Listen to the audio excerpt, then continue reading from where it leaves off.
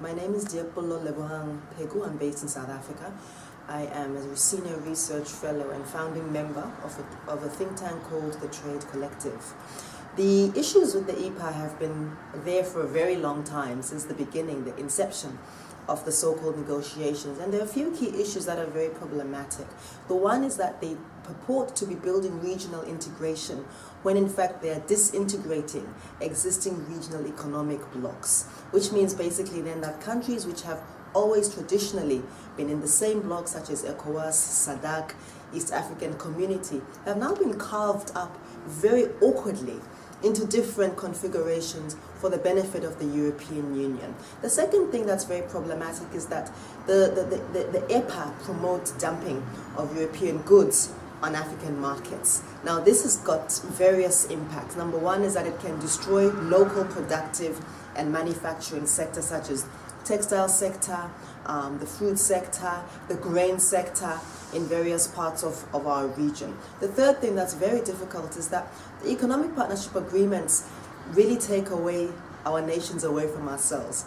So they try to remove the states away from the state. They try to make our governments completely ineffective and ensure that they must take their instruction and be bound by treaties and regulations and conventions which come from the European Union, from Brussels, rather than from Kinshasa or Lusaka or Johannesburg or Nairobi or Lagos or Accra, etc., etc. So the question that many people have been asking across the African continent, across many countries, is why then do we continue to say that we have governments when in fact our governments are not sovereign? With these sorts of agreements, it means that our sovereignty is being compromised.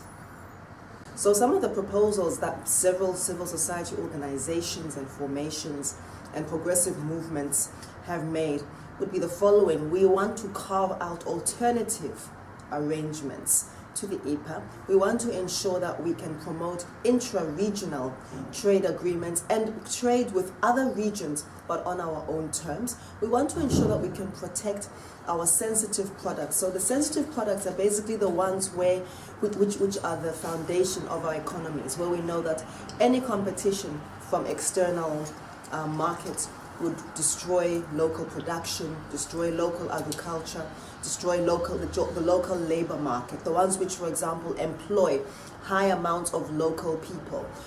So we want to ensure that we can carve out alternatives. Most of our countries already have national development plans in various ways. We need to ensure that our governments are able to negotiate in a way that those national development plans are not compromised, because the sovereignty of our parliaments is the thing that we should be very aware of and the thing that we need to promote and protect very strongly. Every time various other governments, the US is very good at this, and some of the European Union governments to a lesser extent, they always say that they need to go back and consult Congress, particularly around the World Trade Organization.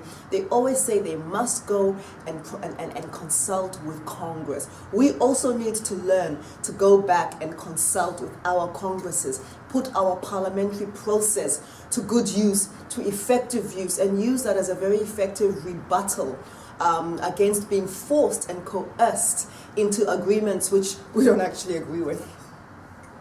So here at the World Social Forum, there have been there are different debates and different igniters, different spots, which are discussing various free trade agreements, including the economic partnership agreements.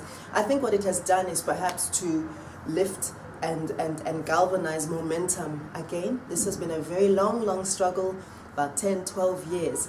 And a lot of people have perhaps almost forgotten about the EPAs and moved on to other issues which are important, but this is also very important. We talk about climate change, we talk about carbon taxes.